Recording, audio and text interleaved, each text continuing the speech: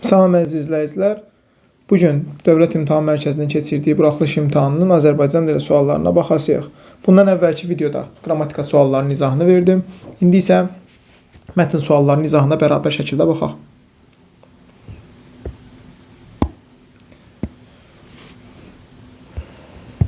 Qrammatika suallarına baxmışdıq. Mətnlərin birincisi intiqam alovu deyilən bir mətn idi. Burada. Mətndə Gülnazın nitq əsasında onunla bağlı hansı qənaətə gəlmək olar? Çox əzablar görmüşdür. Bəli, məşəqqətlər sürür. Düşmənə münasibətdə soyuqqanlıq olmağı məsləhət görür. Bu da doğru fikir idi. Çünki deyir, səbirli davranaq. Onlar bizi təliyə çəkir. Düşməni onları didərgin salmaqda ittiham edir. Belə bir fikir yox idi. Uzaq görən idi. Bəli, tələ söhbətini bilirdi. Çünki düşmənlə barışıq niyyətindədir. Belə bir fikirdə yox idi. Düzgün cavab D bəndi. Mətndən çıxarılsa məntiqi arıcılıq pozulmaz. Burada cavab 204. Nəyə görə? Əgər biri cümlədən çıxarsaq, ondan sonra biz deyə bilmərik ki, bu atışma. Hansı atışma? Ondan qabaqki cümlədə var. Yəni, bir deyil. İkinci cümlədə onların silahlanması haqqında idi. O cümləni çıxartsaq belə, ikinci cümlə olmasa belə, demək olar ki, yəni, gəlib torpağına sığındığı kəndin cəmaatından da silaha sarılanlar oldu. Yəni, bu cümlə bizdə bir rol oynamır. Çıxarsaq belə yenə də mətndə problem yaranmır. 3 və 4 də belədir. Baş ərib gedənlər atlarını, cilovunu çəkdilər, yerə endilər. Hamı Gülnazın yanına gəldi. O baş alıb deyilən, yəni 3-cü cümləni deməsək də yenə demək olar ki, hamı Gülnazın yanına gəldi. Və yaxud da 4. 4-də onsuz da yazır təliyə çəkir. Ondan sonraki cümlədə də deyir ki, tələ boş qalsın. Onsuz da ondan sonraki cümlədə də tələ haqqında məlumat verir. 5-də amma cümlədən çıxarsaq, Hüseyn fikirləşdi ki, anası haqlıdır. Onları kəndə çağıran İsrafil ağadır. Kim bilir onları hansı dağda dəyədə qarşılayacaq? Bundan sonra, amma 5-ci cümlədən çıxarsaq demək olmaz ki, kim bilir onları hansı dağda, hansı dərədə qarşılayacaq? Kim onları qarşılayacaq? Ondan qabaqki cümlədə məzmun verilibdir. Ona görə 1 və 5 olan variantları siləndən sonra cavab qalır 2, 3, 4. 43. İpini çəkmək burada nəzarətdə saxlamaq mənasını verir. Nəzarətdə saxlamaq 3-də var. İpini çəkmək, cilovunu bərk yığışdırmaq, uşağın cilovunu yığışdırmaq, yəni yenə də ipini çəkmək mənasını verir. 200-dən bağlı bir dənə də variant var. O isə intizama dəvət etmək, yenə də nəzarətdə saxlamaq mənasını verir. 204 də düzgün cavab burada.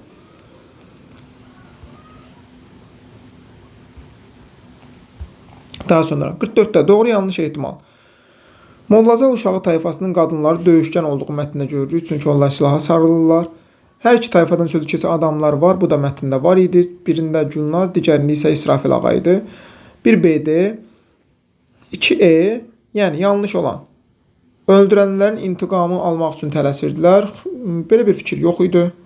Onlar tələsirdilər, hücuma keçmək istəyirdilər, amma yəni qəbirləri məhv elədikləri üçün, onlara güllə atıldığı üçün.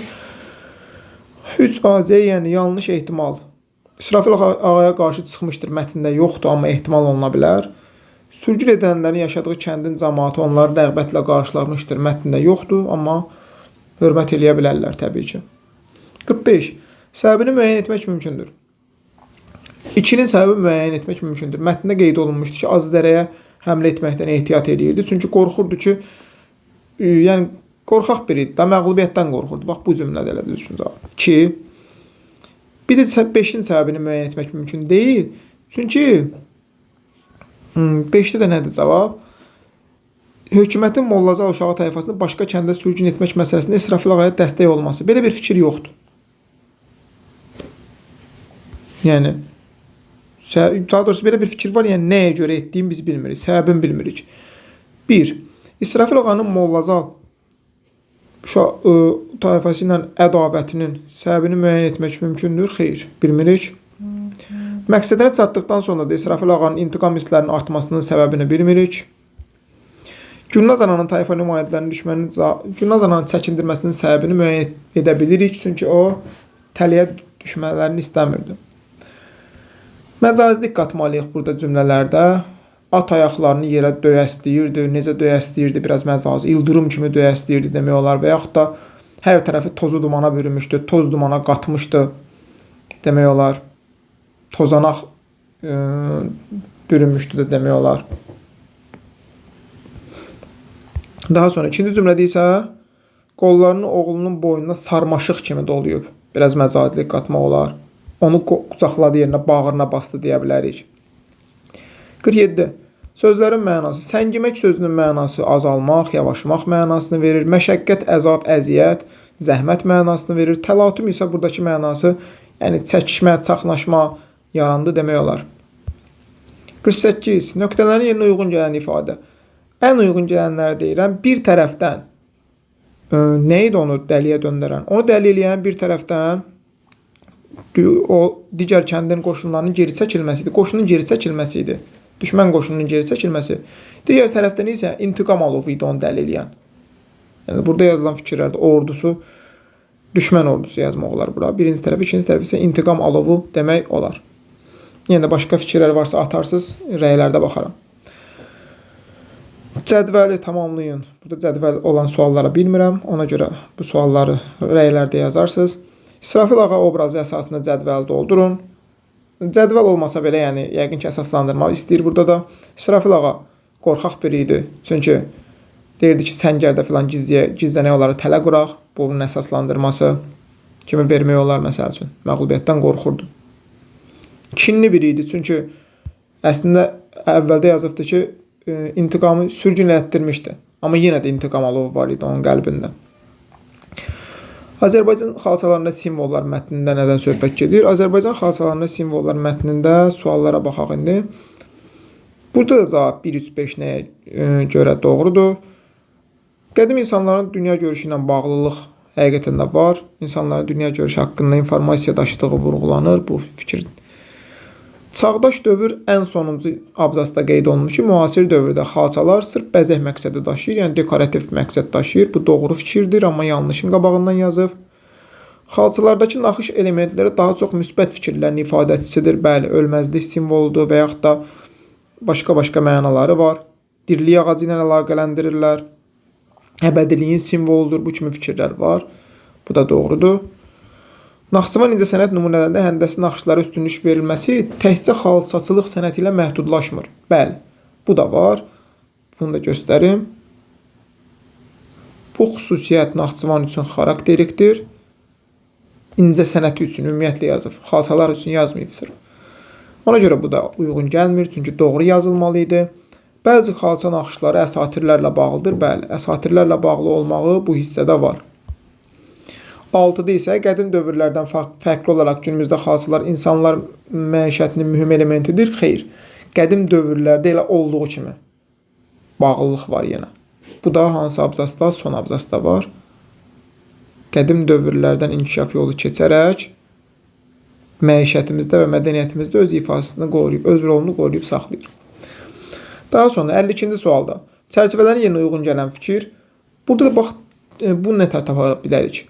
Düyünlü at olan hissəsi heyvanlarla bağlı olan. Yəni, bura aiddir. Bu da haradadır? Bir dəqiqə. Bu da 5-dir. Yəni, bura 5 aid olunur. 5 və 4-dən bitir demək ki, ya A variantıdır, ya da C variantıdır. Burada cavab A variantıdır. Çünki 3-cü fikir keçə, alaçıq, araba qalıqları ilə yanaşı bu hissəyə aiddir. Yəni də ardıcılığa baxarsınız. Başa düşmədiyiniz nəsə olsa yazarsınız. Buta elementi ilə bağlı yanlış fikir. Az yayılmış yox, əksinə çox yayılmışdır. Geniş yayılmışdır. Ən çox rast gəlinən. Ən çox. 1. Bir də 4. Yaranması müasir dövrə yox, qədimdir. Ona görə 4-dür. Yanlış fikirlər. Baxaq digər. İzahı ilə bağlı fərqli fikirlər var, bəli. Fərqli yanaşmalar mövcuddur. Müxtəlif elementlərin birləşməyindən yarandığı da deyilir. Bəli.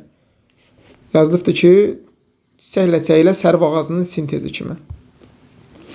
Hazırda istifadəsi xalçalarla məhdudlaşmır. Bəli, şəhərsalma və geyimlərdə də var.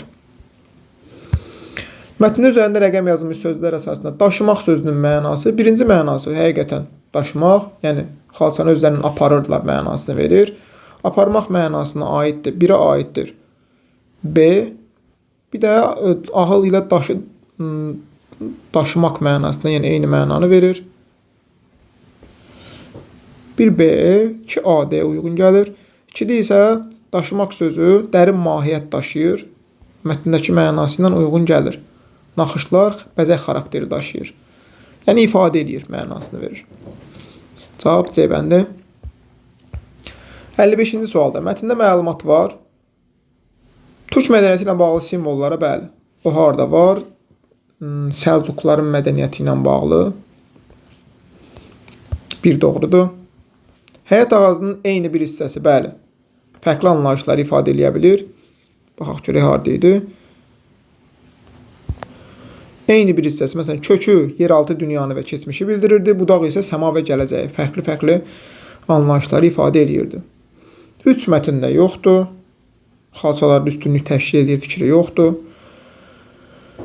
Xalçalardakı heyvan motivləri bir neçə anlayışı simvollaşdırır. Bu mətndə var idi. Məsələn, bolluğu, bərəkəti, gücü, qüvvəti. Xalçalarda qədim insanların yaşayış tərzini əks etdirən təsvirlərə rast gəlinir. Mətndə belə bir məlumat yoxdur. Azərbaycan xalçaları üçün ölümsüzlüyü ifadə edən motivlər xarakterikdir. Bəli, əbədiliyin simvoludur. Ölümsüzlük bu hissədə var. Cavab 1-2-5. Qüsurlu cümləni düzəltmək. Qüsurlu cümlə qədim dövrlərdən tarixi inkişaf yolu keçərək günümüzə dək gəlib çatmış xalçaçılıq sənəti bu gün də mədəniyyətimizdə və məişətimizdə öz rolunu qoruyub saxlayır. Yəni burada 2 dənə söz məncə olar. Aşaraq yerinə keçərək ifasını yerinə rolunu sözləri uyğun gəlir. Yəni cədvəllər bilmədiyim üçün izah verə bilmirəm. Xalçalarda əksini tapmış motivlərə başqa sənət sahələrində də rast gəlmək olur fikri. Bəli, bu da var idi. Harda? Məsələn, şəhər salmada, geyimlərdə istifadə olunurdu bu tam motivlərindən. Başqa rəsm var idi burada, hansı hissədə? Gəmi qaya rəsmlərində, rəsm sahəsində də demək xarakterikdir. Bu qədər. Mətnlərdə yenə də izah eləmədiyim sualları rəy bölməsində yazarsınız. Onun da izahını verərəm rəy bölməsində. Hər kəsə uğurlar arzulayıram.